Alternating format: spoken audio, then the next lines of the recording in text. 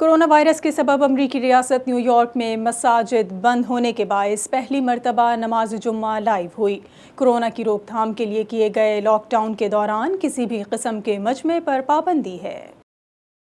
امریکی شہر new York سے استعمال کیے جانے والے ایک فیس بک پیج کے ذریعے پہلی بار نماز جمعہ لائیو ادا کی گئی۔ فیس بک پیج کے مالک امام احمد علی کا کہنا تھا کہ نماز جمعہ لائیو کروانے کا یہ مقصد ہے کہ نیو یارک میں مقیم کوئی بھی مسلمان جمعے کی برکت سے محروم نہ ہو سکے۔ لائیو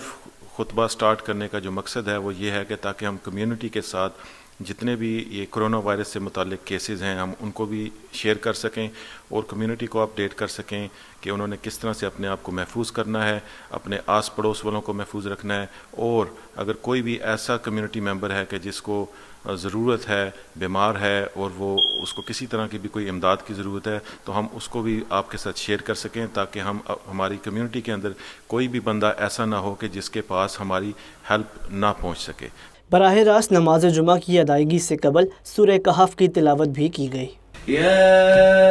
أيها الذين آمنوا أطيعوا الله وأطيعوا الرسول وأولي الأمر منكم فإن